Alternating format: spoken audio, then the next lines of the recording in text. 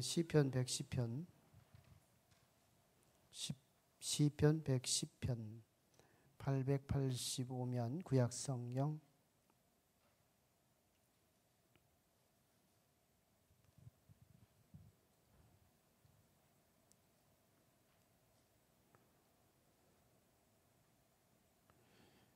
저하고 교독하시겠습니다.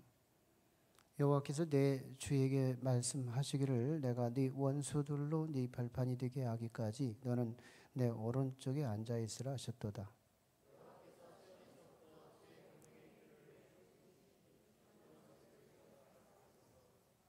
주의 권능의 날에 주의 백성이 거룩한 옷을 입고 즐거이 헌신하니 새벽 이슬 같은 주의 청년들이 주께 나오는도다.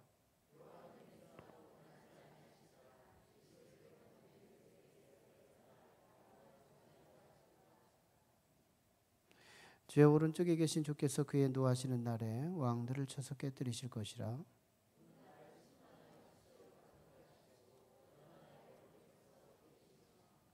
같이 합니다. 길가의 시냇물을 마심으로 그의 머리를 드시리로다. 아멘. 아멘. 헌금을 기도 못했는데요. 따로 해드리도록 하겠습니다. 김영환 집사님이 찬양 인도하면서 유머를 해주셨어요. 반전의 유머.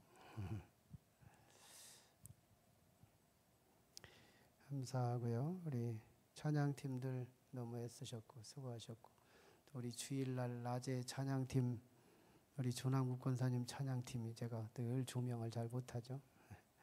같이 아우러서 하나님께 격려의 박수 한번 치겠습니다. 네. 감사합니다. 제가 지금 언급하는 한 단어 하나하나를 좀 한번 생각해 보십시오. 스타렉스 승합차를 생각해 보시고, 그리고 식당도 생각하고, 그리고 비행기, 그리고 여관, 아니 호텔, 그리고 학교,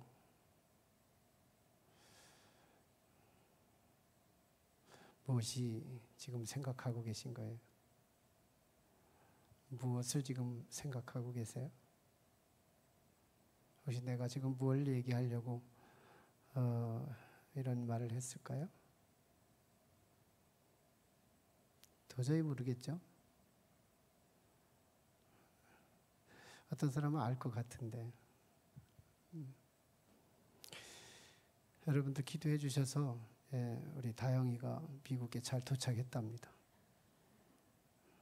스타렉스 타고 공항 가고 식당에서 점심 먹고 비행기 타고 호텔에서 하룻밤 자고 학교에 도착했습니다. 기도해 주셔서 감사하고 앞으로도 좀 기도 부탁을 드려요. 제가 얘기하는 동안에 스타렉스 하면 스타렉스만 걸뚫하게 생각하시는 분이 계셨을걸요. 그리고 식당 하면 도대체 뭐 먹었을까 뭐 이런 거 생각. 비행기 하면 어떤 자기식의 생각. 그리고 호텔 하면 또 집을 떠난 자의 가벼운 그런 안식처. 학교. 제가 얘기하는 그 단어에 마치 어떤 뭐 노예라고까지는 뭐 그렇고, 제가 말하는 그 말에 따라서 그냥 끌려오는 생각들. 이 얘기하면 여기 생각하고, 저 얘기하면 저기 생각하고, 그 얘기하면 그것만 생각하고 따라오는 그런 여러분의 생각의 연상이 아마 이루어졌을지도 몰라요. 그런데 혹시 제 속에 있는 영, 그것을 굳이 표현하기는 참 그렇지만, 그래도 내 마음을 좀 이해할 줄 아는 그 사람은 소위 제 영이 있다 이렇게 말할 수 있겠는데요. 여기서 제가 말하는 이 말을 제 아내는 알아들었을 것 같아요. 그리고 아내를 말고도 저를 좀 밀착해서 생각하고 있는 사람이라면 알아들었을지도 몰라요. 아, 이건 스타렉스 얘기가 아니야. 이거는 식당 얘기가 아니야. 이거는 비행기 얘기가 아니야. 이거는 여관 얘기가 아니야. 학교 얘기가 아니야. 이건 목사님의 딸 얘기야. 뭐가 사실이에요? 그래요. 스타렉스도 사실이에요. 예, 식당도 사실이고 다른 것들도 다 사실입니다. 그러나 그런 사실들이 왜 그런 사실의 옷을 입고 내가 뭘 얘기하려고 하는 것이 더 중요하지 않겠어요? 더 중요하죠. 제가 뭘 얘기하려고 하는 것인지. 예. 저는 그 안에 흐르는 제 사랑하는 딸이 있다는 거예요. 그걸 얘기하고 싶은 거예요. 그래서 여러분 기도한 분들에게 고마움, 그리고 앞으로도 기도를 부탁하고 싶은 그 마음, 이게 제 마음인 거예요.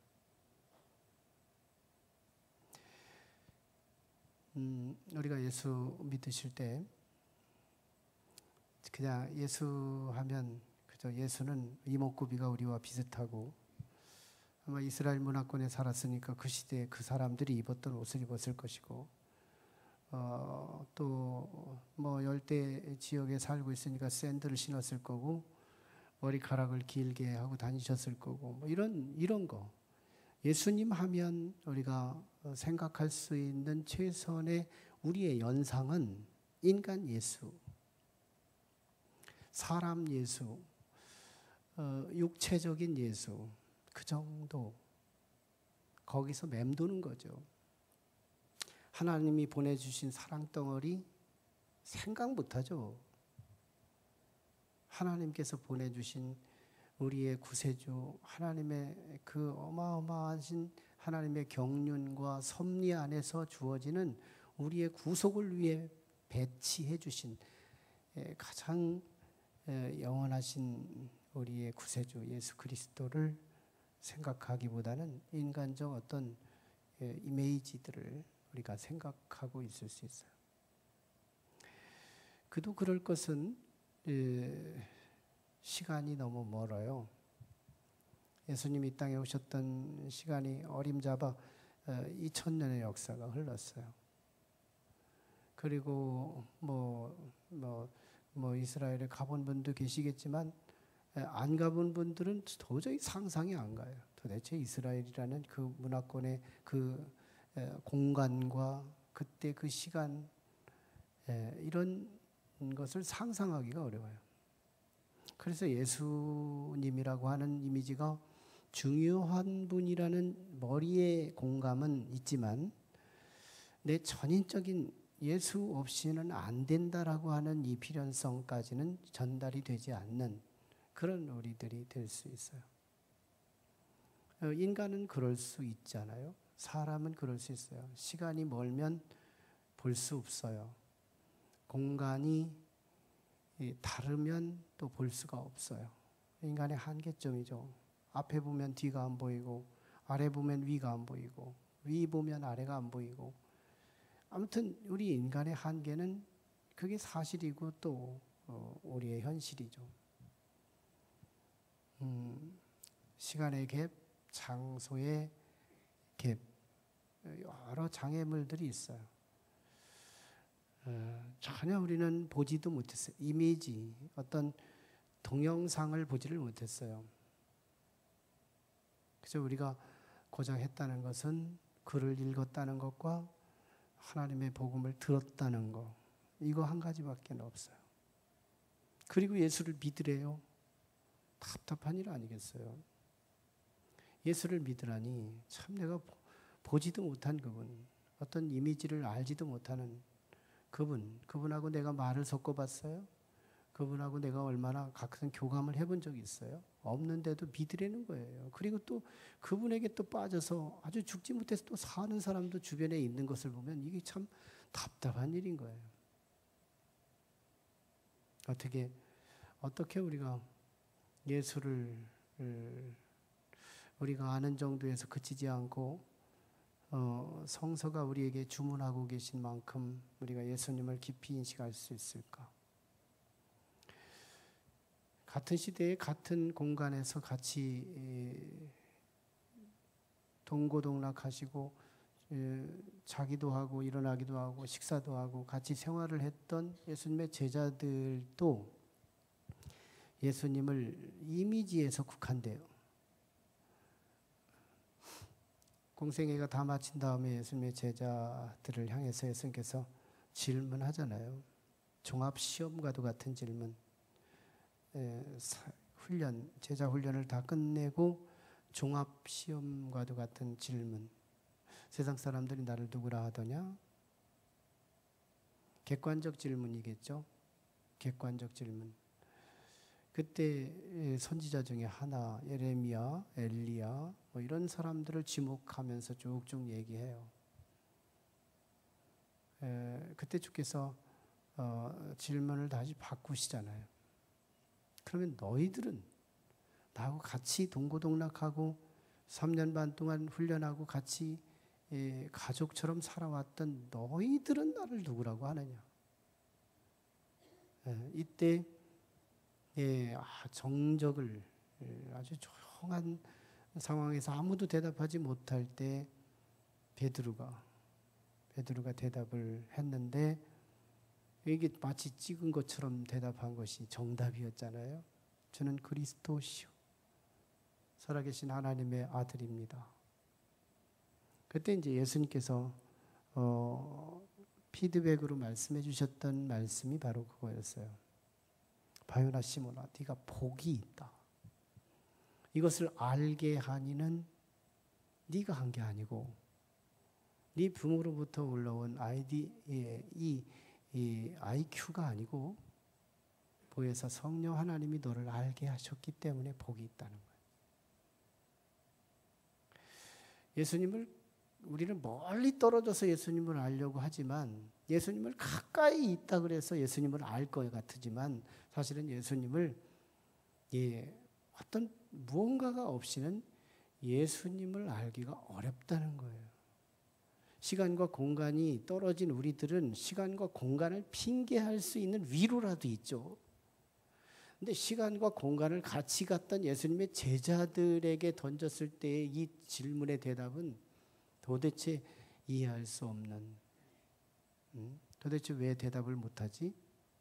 왜 대답을 못하는 거지? 우리의 인간으로는 인간의 IQ와 인간의 지식과 인간의 생각 이거 가지고는 우리 예수님을 볼 수 없다는 것이죠.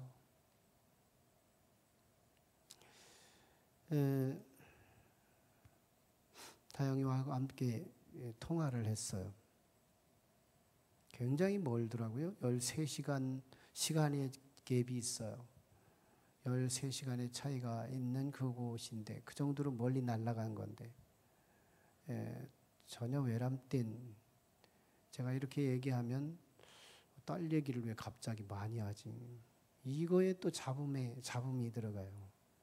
오늘만 얘기하고 안 할 테니까 그런 잡음 좀 떨쳐내고 제가 필요하면 하는 거예요. 저는 자식 그런 거 얘기하지 않는 사람이거든요. 잡음에 빠지지 말라.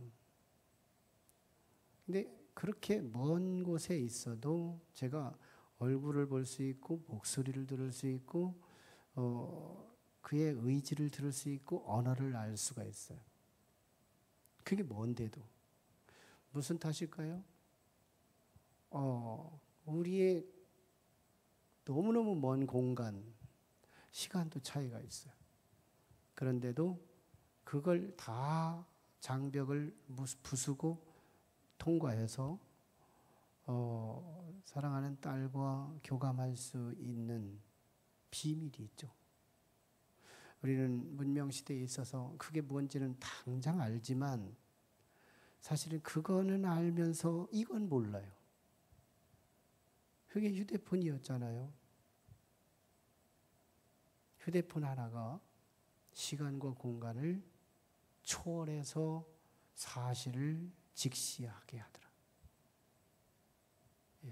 그게 바로 예수 그리스도를 같이 살았다고, 예수 그리스도와 같이 밥 먹었다고, 예수님과 같이 대화했다고 예수를 아는 게 아니고 예수님하고 아무리 멀 가까이에서 같이 뒤둥글고 같이 식구처럼 살았다고 해서 예수님을 아는 게 아니고 예수님 안에 계신 하나님 안에 계신 그 영이 우리 안에 함께 하실 때, 전 지금 하나님의 영, 성령님을 얘기하는 거예요.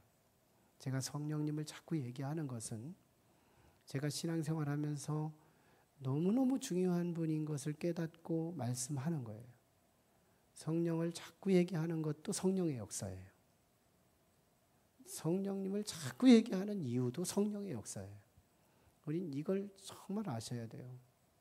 그래서 이 성령님을 우리 안에 모시면 예수님 안에 있던 그 영이 내 안에 들어왔기 때문에 그게 휴대폰 역할, 그게 렌즈 역할, 망원경 역할, 그것이 그런 역할을 함으로 시간과 공간을 초월해서 정말 사실, 실제적인 진정한 대화의 초점, 그것을 바라볼 수 있게 하고 들을 수 있게 하고 만나게 하더라는 거죠. 성령님이시죠.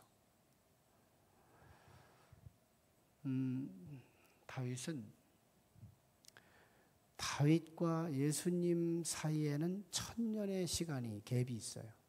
우리와 예수님은 2000년의 갭이 있고 우리하고 다윗까지는 3000년의 갭이 있어요. 1000년 단위로 우리는 이웃하고 있는 사람들이에요. 다윗, 예수님 사이가 1000년이고 예수님과 우리 사이가 2000년. 1000년이나 2000년이나 갭이 있는 것은 사실인데요. 다윗이 예수님을 봅니다. 1000년의 갭을 뚫고 1000년의 갭을 뚫고 예수 그리스도를 듣고 예수 그리스도를 말하고 예수 그리스도를 지금 말씀하고 있는 거예요. 왜 어떻게 가능할 수 있었을까? 예수님이 우리는 오신 이후니까 2000년이든 3000년이든 예수님을 말할 수 있는 근거가 기록된 성경이 있으니까 성령 없이도 말은 할 수 있죠.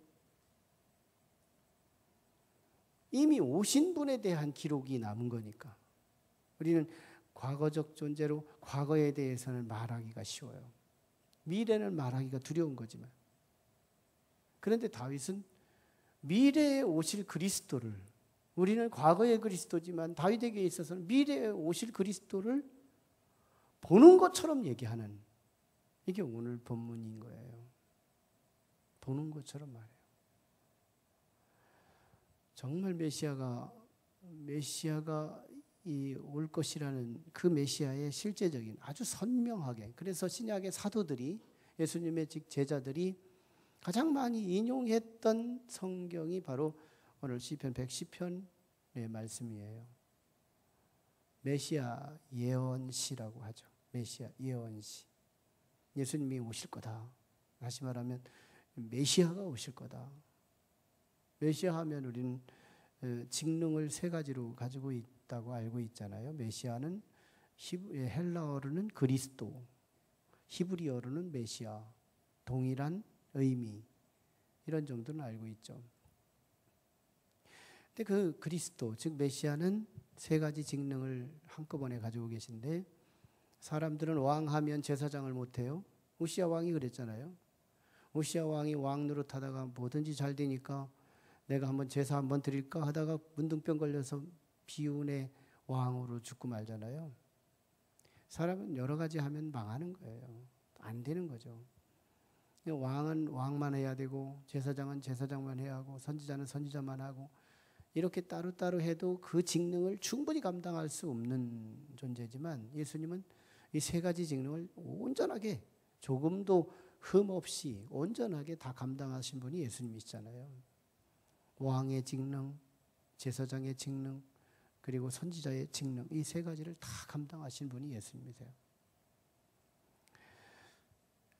그 예수님을 다윗이 말하고 있다. 정말 역사 속에서 보지도 못했던 그분을, 지금까지도 듣지도 못했던 그분을, 다윗의 자리에서는 듣지도 못했던 소리거든요. 근데 지금 그걸 말하고 있는 거예요. 그리고 천년 뒤에 예수님이 정확하게 이 땅에 오셨던 거예요. 성서는요, 이거 굉장히 오랜 기간 동안에 40여 명의 인간 작가들을 통해서 하나님의 성령의 감동으로 기록된 책이 성경이잖아요. 어느 한 시점에 기록을 했다면 이거 짜집기 해가지고 사람들을 기만할 수 있었을걸요. 근데 이 성서에 대한 관심이 얼마나 많았는데요. 많은 역사적인 서기관들이나 율법사들이 이 성경에 대한 관심이 그렇게 불을 켜고 쳐다봤던 이 성경이 위작될 수가 없죠. 역사와 함께 66권이 형성되기까지는 수많은 역사의 과정을 통해서 이루어지게 되는데 이것은 서로 짜집기 할 수가 없는 거였어요. 그런데도 1000년 이전에 예수님을 예언하고 1000년 이후에 예수 그리스도가 이 땅에 오셨다. 어떤 면에서요, 우리는 오신 예수님을 가까이 있던 사람들이 기록한 내용을 봐서 예수님을 나름대로 스케치할 수 있는 어느 정도의 예수님을 스케치할 수 있지 않겠어요? 역사적 자료를 가지고. 근데 다윗은 역사적 자료가 없이 예수님을 스케치해요. 우리보다 더 선명하게 모든 사도들이 이 메시지를 기대서 그 시대의 메시지를 증거하는 메신저가 되게 할 만큼 다윗은 마치 바로 옆에다 두고 진술하는 것처럼 메시아에 대한 선명함을 그리고 있어요.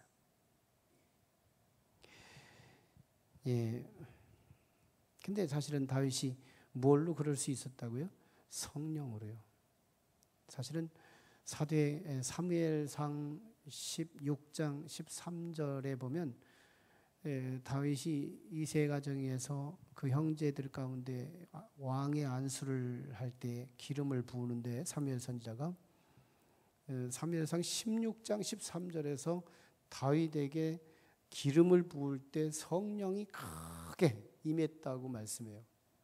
그 이후로 성령이 크게 임했다. 그러니까 그 이후는 성령의 사람이 됐다는 얘기거든요. 그러면서 점점 형통한 사람이 되어가는 그게 다윗의 생활이었어요. 그는 그 사무엘상 16장 13절 이후에 성령의 사람이 된 거예요. 강하게 임한. 그리고 나서 16장 14절에 가서 사울 왕은 그때 성령이 빠져나와요. 같은 이웃 본문이지만 사무엘상 16장 13절은 다윗에게 성령이 강하게 임한 기사를 다루고 14절은 사울 왕에게서 성령이 쑥 빠져나온 기사를 다뤄요. 왜? 사울 왕은 언제나 하는 짓마다 하나님의 뜻을 반해서 막 행동하고 늘 죄를 범하게 되니까 하나님께서 근심하다 충만해져서 빠져나오고 마는 거거든요. 성령님 나와보세요. 우리 안에 계셨던 성령님 나와보세요. 지금 있었던 믿음 바닥 칠걸요.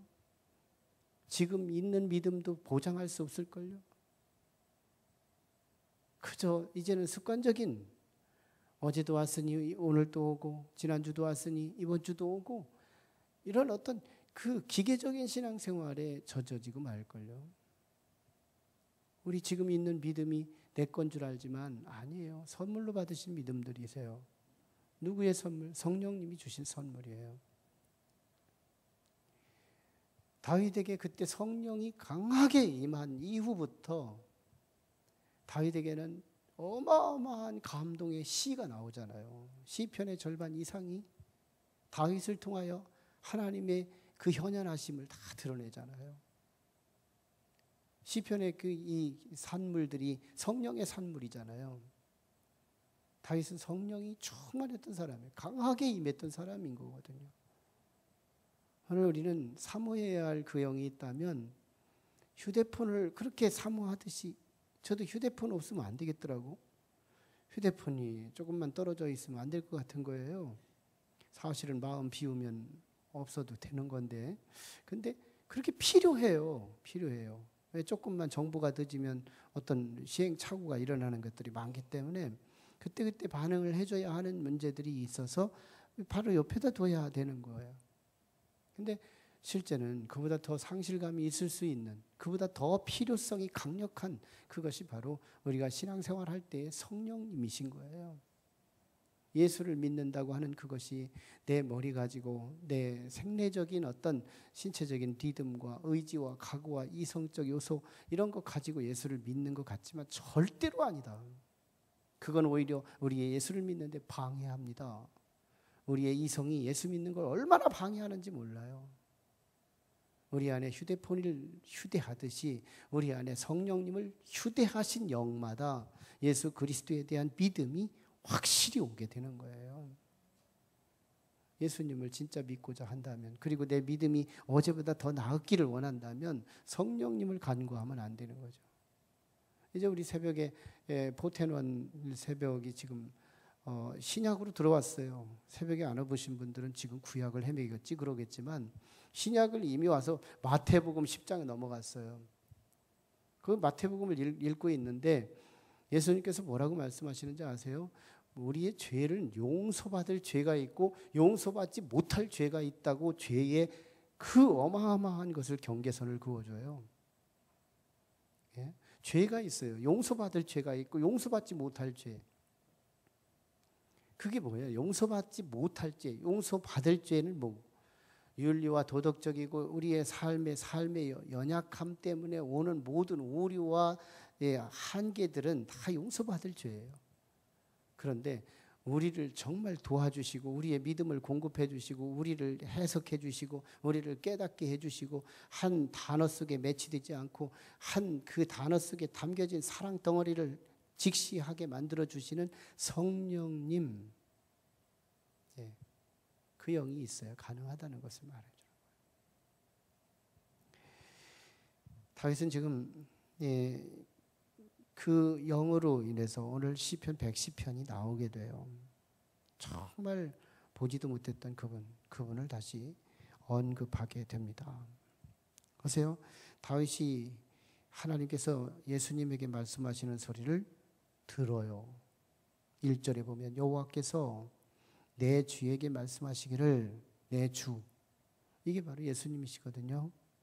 여호와는 성부 하나님이시라면 내 주, 다윗이 하는 말이에요. 다윗의 자리에서 표현된 말들이에요. 여호와께서 내 주, 예수님이세요. 성자 예수님, 오지 않으신 예수님이세요. 아직 우리는 이미 오신 예수님이지만 다윗은 아직 오지 않은 예수님이세요. 내 주에게 말씀하시기를. 도대체 이걸 거짓말로 말한 거예요? 성령으로 봤다는 얘기거든요. 말씀하시기를 내가 네 원수들로 네 발판이 되게 하기까지 너는 내 오른쪽에 앉아 있으라 하셨도다. 예수님께서 부활 승천하신 이후에 하늘로 올라가시면서 하늘 보좌 우편에 가신다고 말씀하시잖아요. 그리고 다시 오시겠다고 약속하시고 올라가셔서 이 땅에 성육신 하심으로써 메시아는 시작됐고, 그리고 다시 오심으로써 메시아의 역사는 완성되게 되는 것이거든요. 그래서 바울 사도의 서신에서 언제나 주어지는 이 부사적 축은 이미 시작된 하나님 나라와 아직 이루어지지 않은 하나님 나라 사이에 오늘 우리들이 있는 거예요. 이미는 초림 예수님이시고 아직 오지 않으신 예수님, 완성을 위해서 다시 오실 예수 그리스도가 오실 때만이 우리는 알파 오메가 역사로 온전히 구원하시는 완성의 날이 도래하게 되는 겁니다. 그때까지 하나님 보좌 우편에 오른쪽에 앉아 있으라 하나님께서 지시하셔서 예수님은 지금 보좌 우편에 계신 거예요. 역사의 모든 과정은 이제 어둠의 원수들이 발등상이라고도 하죠. 발판처럼 그들을 위해 하나님께서 짓밟고 계시는 그날까지 예수님은 기다리고 계세요. 그리고 2절에 초림을 통과해서 재림까지 벌써 투과해서 보고 계시잖아요. 2절에 여호와께서 시온에서부터 예루살렘을 중심한 성전을 중심한 반경, 예루살렘의 전체를 하나님의 임재의 처소를 시온이라고 합니다. 주의 권능의 규, 홀이라고도 하고 규라고도 하는데 이건 왕이 가지는 지휘봉이에요. 왕의 권세, 왕의 권능, 왕의 권위 이런 걸 상징하는 이 홀, 규, 한 45cm 이 정도. 길지도 않아요. 팔뚝 길이만한 거 하나를 붙들고 이게 왕의 권위를 상징하는 거예요. 그래서 이리 와 하고 홀을 딱 당기면 여성도 올 수 있고 남성도 올 수 있고 아이도 올 수 있고 어른도 올 수 있고, 근데 이 홀이 오라고 안 했는데 왕 앞에 가까이 오면 이 홀이 저 죽여 하면은 이 홀이 다시 저를 심판의 홀이 되는 거예요. 이 홀이 나를 영접하는 홀도 되고 이 홀이 죽이라고 하면 주변의 사신들이 그대로 봐서 그를 죽일 수 있는 권세를 이 홀에 달려 있는 거예요. 이게 권세요, 권위거든요.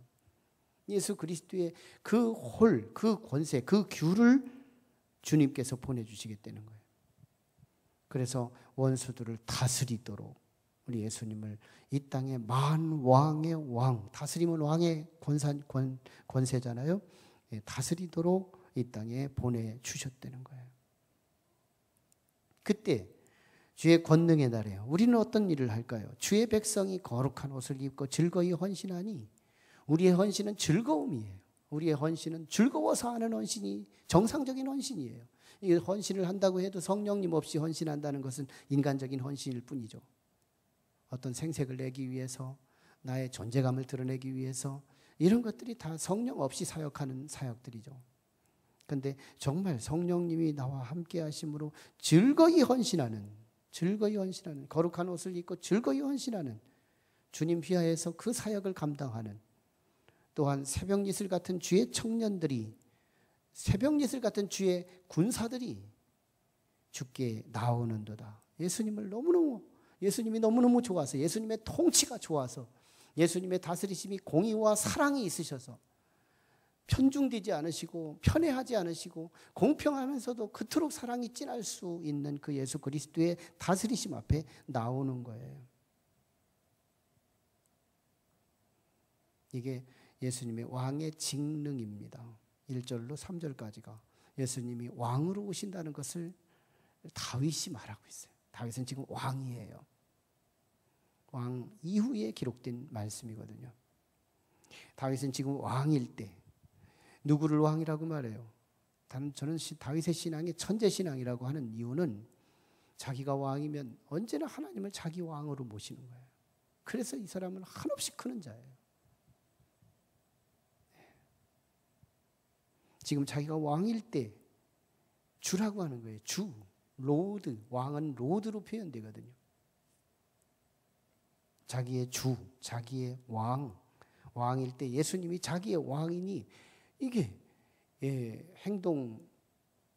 행동거지가 방자하지 않을 수 있잖아요. 왕 위에 왕이 있다는 거. 이게 절대 군주 시대의 왕들이 저지르는 횡포가 얼마나 커요. 내 위에 무서운 자가 없다고 하는 것이 왕의 자리 위험이거든요.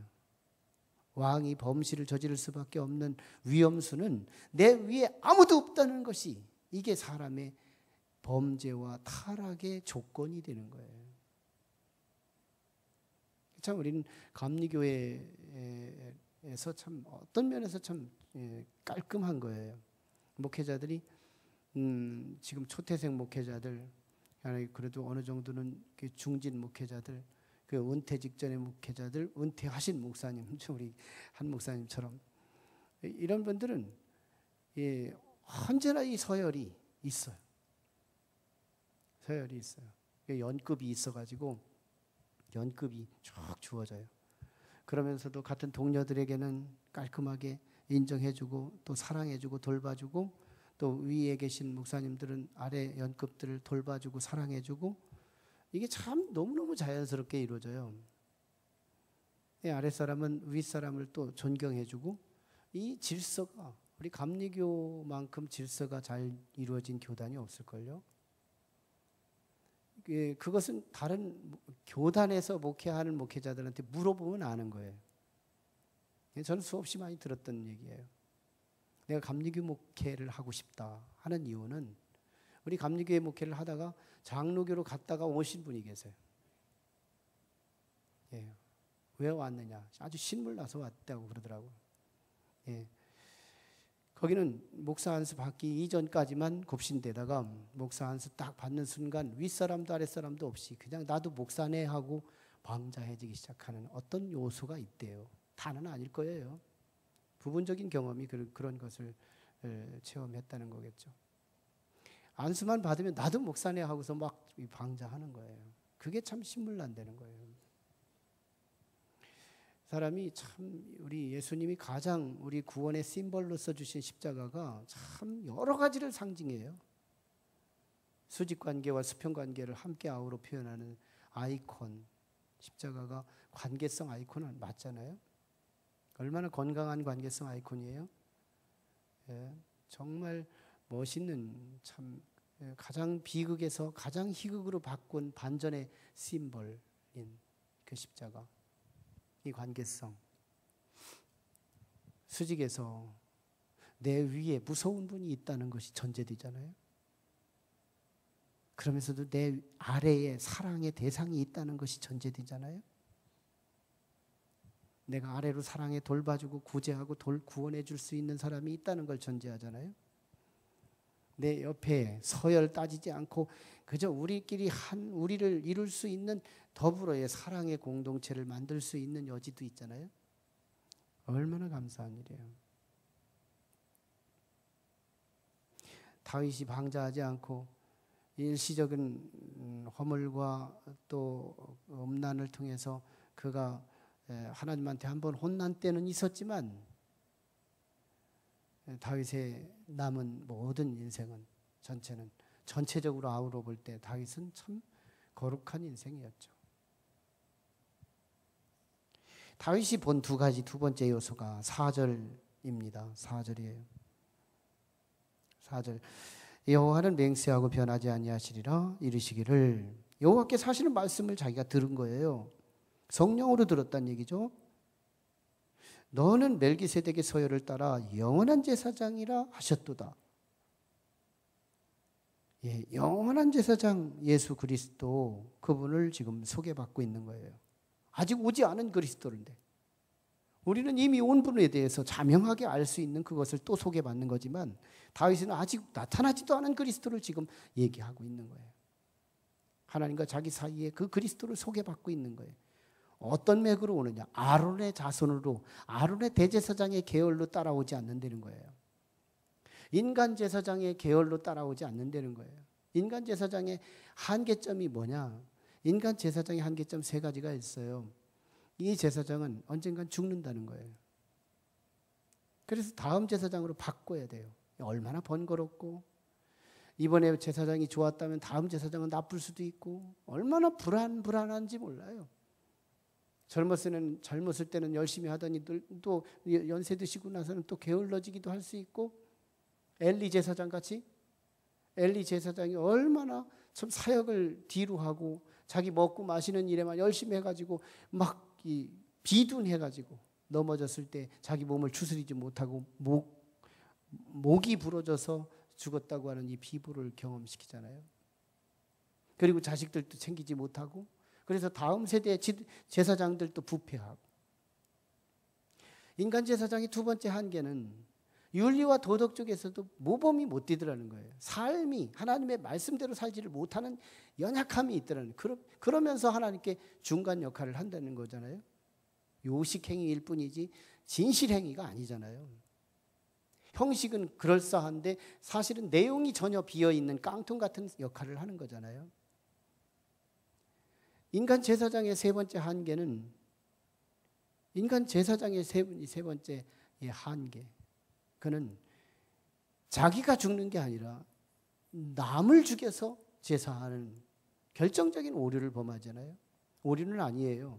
하나님께서 교육의 현장 속에서 그렇게 하라고 하셔서 한 거지만 사실은 제사장들은 자기 손에 하나도 없이 제사 드리고 있는 거예요. 이게 인간의 한계죠.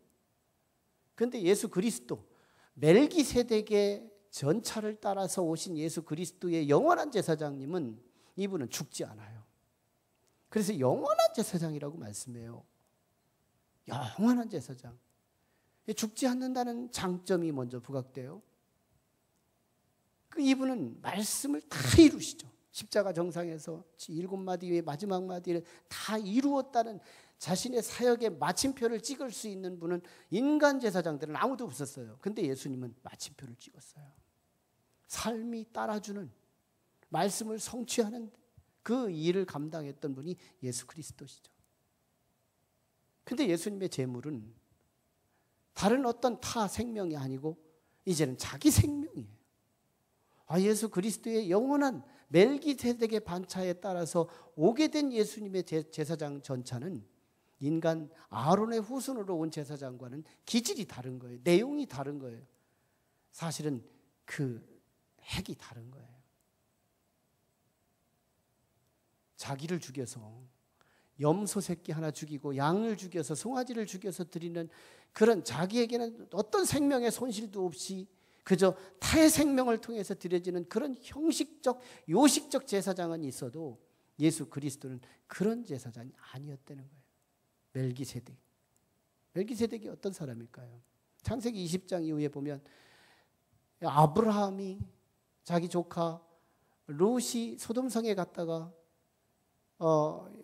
여러 가지 그 연합군사들에 의해서 피해를 당하고 조카의 가족들을 다 포로로 끌려가고, 그리고 막 그 모든 산업을 빼앗기고, 그렇게 갔을 때 아브라함이 사적으로 기르고 있었던 318명의 사병들을 데리고 가서 그들을 기습 공격하고 다시 롯의 가족들을 다시 데리고 오고 전리품을 뺏어서 다시 돌아온 이후에 왠지 모를 한 분이 나타난 거예요, 다윗에게. 그게 멜기세덱이었어요. 근데 이걸 히브리 기자가 말할 때 뭐라고 말하느냐면, 이 멜기세덱은 참으로 묘연한 자라 이거예요. 왜? 생일도 없어요. 부모님도 없어요. 죽은 날짜도 없어요. 죽었다는 기사도 없어요. 그런데 이분은 하나님으로부터 온 영원한 제사장이라는 말을 하고 있는 거예요. 히브리 기자가 그렇게 설명해 가는 거잖아요. 차원이 다른 거예요. 아론 계열의 제사장과 차원이 다른 그 제사장을 지금 말씀해 주고 있는 거예요. 그걸 우리는 지나온 예수 그리스도를 보고 있는데도 확실히 못 부르는데, 다윗은 아직 오지 않은 그리스도 속에 그 제사장 멜기세덱의 영원한 제사장으로 오실 그리스도를 보고 있다는 거예요. 이게 참 놀라운 일이잖아요. 그분이 이 땅에 오셔서 영원한 제사장의 역할을 감당할 거라고 다윗은 보고 있어요. 그걸 믿고 있는 거예요. 그 제사장이, 그 왕이 5절로 7절까지 역사의 가장 악한 것들은 심판하실 때 냉정하게, 얼음장보다 더 차게 차디찬 것으로 그들을 쳐서 심판하게 하시겠다는 겁니다. 저는 지금 이야기를 말하고자 하는 게 아니에요. 성령님을 말하고자 하는 거예요. 우리에겐 휴대폰이 있으면 시간과 공간을 초월하여 그와 얼굴도 볼 수 있고 그와 대화도 할 수 있고 그와 교감을 할 수 있는 것처럼, 우리에게 성령이 있으면 다윗은, 우리는 이미 온 분도 보기가 어려운데도 불구하고 다윗은 아직 오시지도 않은 그분을 우리보다 더 확신하고 우리보다 더 비디오적이고 우리보다 더 선명하게 그 그리스도를 직시하고 왕의 모습을 보고 영원한 제사장을 바라볼 수 있는 이런 영적 비밀이 있었다는 거예요. 다윗의 그 믿음이 부럽지 않아요? 다윗의 그 믿음이 얼마나 부러워요. 오늘 우리는 그 믿음이 살아있기 위해서, 그 믿음을 가지고 시간과 공간을 초월하여 영원한 진리를 볼 것을 볼 수 있도록 하기 위해서 우리 안에도 휴대폰은 갖고 있어야 돼요. 휴대폰 얘기가 아니에요. 휴대폰 얘기하면 휴대폰만 생각하는 거예요. 아니에요. 보혜사 성령님을 우리는 사모해야 되는 거예요. 성령 없이는 예수 그리스도는 이론에 불과해요. 역사적인 어떤 전설에 나타났던 어떤 인물에 불과할 뿐이에요. 홍길동의 얘기가 오늘 우리에게 미치는 영향이 뭐가 있어요?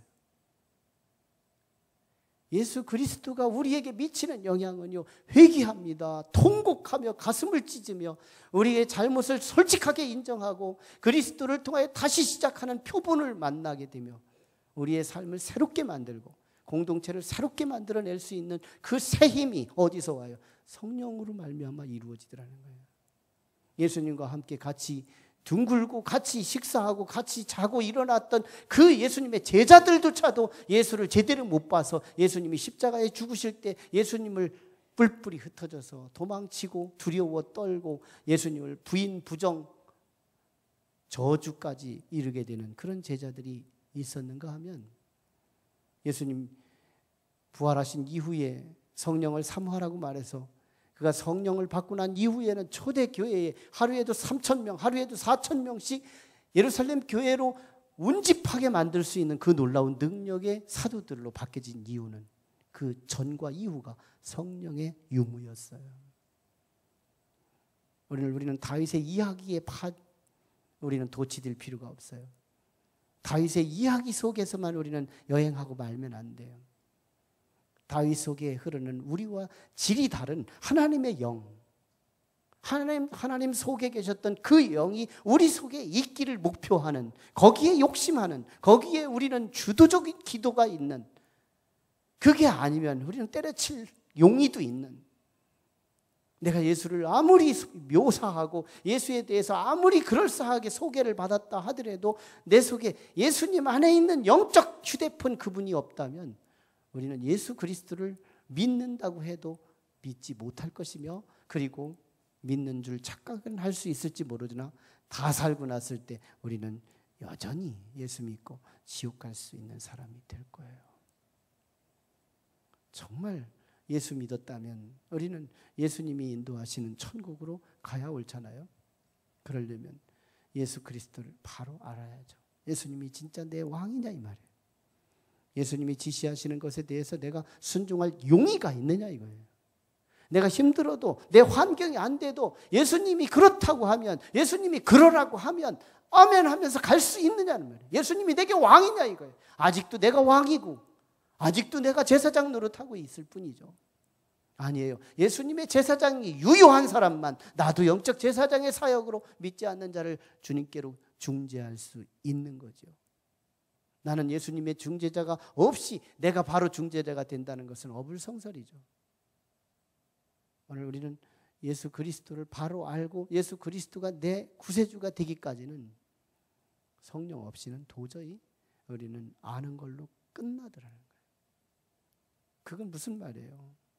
내가 언제나 왕되고 내가 언제나 제사장 흉내만 내다가 하나님의 심판, 오늘 5절로 7절의 대상이 될 수 있다는 거예요. 우리는 시편 110편에서 다윗 속에 임재했던 그리스도가 바로 옆에 있지 않은데도 1000년 이후에 나타날 그리스도인데도 그분을 바로 앞에서 보는 것처럼, 그분을 같은 식탁 위에서 같이 대화하는 것처럼 그분을 이렇게 선명하게 묘사한 예수를 만나려고 한다면 우리 또한 가까이 있는 영적 휴대폰 성령님이 있어야 합니다. 기도하시죠.